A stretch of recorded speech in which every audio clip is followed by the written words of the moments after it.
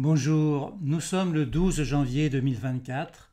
Je vous souhaite tout d'abord le meilleur pour cette nouvelle année 2024, pour vous et pour l'humanité. Le meilleur est encore à venir. Je continue mes vidéos sur les bonnes nouvelles car nous en avons de plus en plus. Je vais commencer par la nomination de Gabriel Attal et je vais garder le meilleur pour la fin bien sûr. Gabriel Attal a été nommé donc Premier ministre. Alors, qui est-il? Il est resté à Paris toute sa vie, il n'a eu qu'à traverser la rue. Il n'a pas eu d'activité professionnelle. Par contre, il a été nommé Young Leader et a été invité au dernier congrès international du Bilderberg qui a eu lieu à Lisbonne en mai 2023. Ce n'est pas notre président qui l'a nommé, mais la décision a été prise au-dessus. N'oublions pas que Klaus Schwab a dit en septembre 2017 « Nous allons infiltrer la plupart des gouvernements ». Jean-Luc Mélenchon a fait un commentaire pertinent que je cite « Attal retrouve son poste de porte-parole, la fonction de Premier ministre disparaît ». En effet, le monarque présidentiel va gouverner seul avec sa cour. Attal va être la voix de son maître, le clone parfait du président avec le même look. Nous aurons une Macronie à la puissance 2. La bonne nouvelle est que les Français endormis vont devoir se réveiller et rapidement. Ceux qui n'ont pas encore compris ce qu'était la Macronie vont le vivre à la puissance 2. La France doit se réveiller. Les médias alternatifs sont de plus en plus vus et tant mieux pour eux. Je cite quelques chiffres. Radio Courtoisie 230 000 abonnés, TVL 710 000 abonnés, Sud Radio 850 000, Idriss Aberkane 960 000 et Le Média qui vient de dépasser 1 million d'abonnés. Alors nous avons une très bonne nouvelle pour Le Média. Ils ont obtenu la convention de l'ARCOM, c'est-à-dire l'autorité de régulation de la communication audiovisuelle. Le Média est ainsi devenu donc une véritable chaîne de télévision avec une diffusion 24/24. Leur diffusion a lieu sur le canal 350 de Free actuellement. C'est une télé d'information 100% indépendante des milliardaires. Ils vont élargir bien sûr leur diffusion sur d'autres box. Leur devise est « Ils ont des milliards, nous sommes 1 million ». Avec un peu d'humour, vous savez que le réchauffement climatique se confirme de plus en plus. Voici les preuves. Début janvier, il a fait moins 43 degrés donc en Suède. Fin décembre, la Russie a battu un record de chute de neige de 145 ans et une température de moins 56 degrés enregistrée en Sibérie. En janvier 2024, la calotte glaciaire a une surface supérieure à celle de janvier 2023. La COP 28 sur le changement climatique du 11 décembre a eu lieu à Dubaï. Ce fut un réel échec. Les critiques des participants fusent, insuffisants, décevants, calamiteux.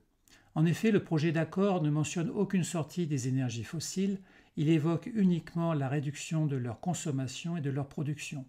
Il y a eu même un jour de prolongation pour arriver à un résultat, mais ça n'a pas abouti. Que s'est-il passé? En fait, il y a eu un face-à-face entre l'Occident et les membres de l'OPEP, dont Dubaï et l'Arabie Saoudite, qui a eu le dessus. C'est la preuve que les BRICS commencent à avoir l'ascendant sur le monde occidental.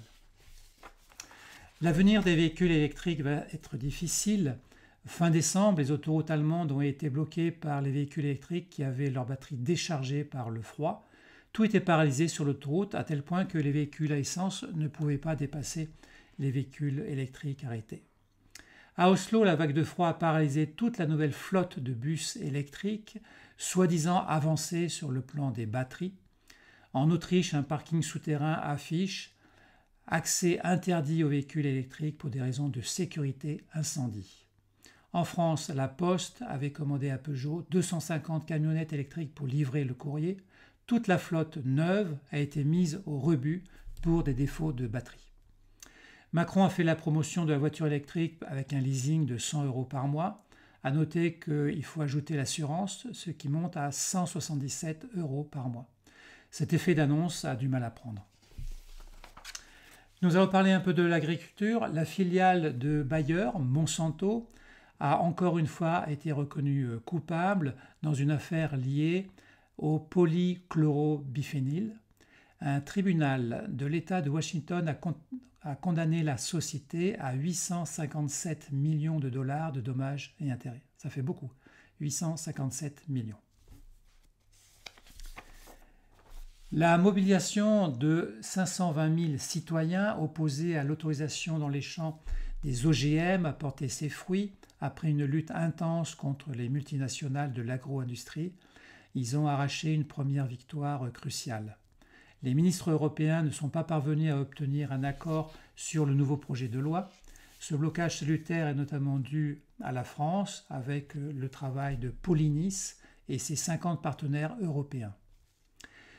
De cette manière, on a réussi à faire échouer le plan machiavélique des géants de l'agrochimie. Le 11 décembre, le Conseil de l'Europe, réunissant les ministres de l'agriculture des 27 États, n'a pas obtenu la majorité qualifiée lors du vote sur le texte. Alors voici quelques informations financières globales. La Hongrie a mis son droit de veto aux 50 milliards d'euros que Ursula voulait donner à Zelensky. Du coup, la France, bonne nouvelle, va faire une économie de 10 milliards d'euros. Aux États-Unis, la première banque américaine JP Morgan vient d'affirmer que le yuan chinois pourrait mettre fin au dollar US. De la part d'une banque, c'est pas mal. La plus grande société au monde, BlackRock, est en difficulté. En 2023, ils se sont séparés de 500 employés, ce qui correspond à 3% de leur effectif. Et déjà, en janvier 2024, ils annoncent un nouveau licenciement de 600 personnes. Et une nouvelle inouïe, le 20 décembre, l'ONU, qui a son siège à Genève, ferme son siège en raison d'un manque de fonds, car sa facture d'électricité est devenue exorbitante. Cette structure mondiale historique date de 1966. Je pense que vous savez ce qui se passe en Allemagne aujourd'hui. Des milliers de tracteurs bloquent toute l'Allemagne, villes et autoroutes, depuis le 8 janvier. Comme le gouvernement ne veut pas négocier, ce blocage va durer toute la semaine, voire plus. Cette information a complètement été censurée par l'AFP et tous les médias mainstream en France. Notre président doit avoir peur que ce blocage se propage en France. À l'origine, c'est la suppression des aides d'Allemagne sur le diesel pour les agriculteurs. Mais le peuple a pris le relais et demande aujourd'hui la démission du gouvernement qui a une majorité écolo. Cette grave crise allemande pourrait avoir une répercussion en Europe. Alors nous sommes aujourd'hui le 12 janvier, je vous donne les dernières informations qui viennent de tomber sur l'Allemagne. Le média allemand Bild titre, en gros titre, peut-être la plus grande manifestation de l'après-guerre. À ce jour, on a identifié 100 000 tracteurs qui bloquent l'Allemagne, villes et autoroutes. Les camions ont suivi, ensuite les motards et peut-être même les pêcheurs. Les tribunaux allemands autorisent le blocage des autoroutes. Tiens, que se passe-t-il? Elon Musk tweet même « Soutenons les agriculteurs allemands ». De la part d'Elon Musk, c'est surprenant. En France, les routiers vont commencer à bloquer les autoroutes autour de Lyon. C'est en cours de réflexion. Et je pense qu'ils vont s'organiser en France pour faire des interventions. Ça reste à suivre. Que la vérité sorte. Le Conseil de l'Ordre des médecins de Belgique avoue que le vaccin ne sert à rien et provoque des effets secondaires bien réels. Le ministre allemand de la Défense, Boris Pistorius, dans une interview télévisée, déclare, je cite, « Nous ne sommes pas un allié de l'Ukraine », justifiant pourquoi davantage d'armes ne sont pas livrées aujourd'hui. Mi-décembre 2023, les républicains de la Chambre des représentants des USA votent en faveur de l'ouverture d'une enquête en destitution de Joe Biden. Voilà les dernières nouvelles importantes. Alors, je réserve la fin de cette vidéo pour la fameuse affaire américaine qui refait surface, dont le nom est bien connu, il commence par EP. Le 3 janvier, le tribunal fédéral de Manhattan a commencé à dévoiler la fameuse liste tant attendue de 160 noms concernant les pédophiles qui ont utilisé ces réseaux de trafic d'enfants mineurs. C'est bien sûr une affaire sensible car elle concerne des noms bien connus sur le plan mondial. Aux USA, le média The Guardian diffuse largement, tandis qu'en France, l'information est encore censurée, partiellement contrôlée. Il y a simplement une annonce du Figaro le 3 janvier qui titre « La justice américaine pourrait rendre public des noms comme Bill Clinton, Bill Gates, le directeur de la CIA, Woody Allen, ». Le tribunal de Manhattan examine de nombreux témoignages et plaintes en ce moment appuyés par des photos et des vidéos. Ce tribunal diffuse de nouvelles informations tous les jours depuis le 3 janvier, donc c'est régulier. À peu près 1 millier de fichiers par jour, ce qui est énorme.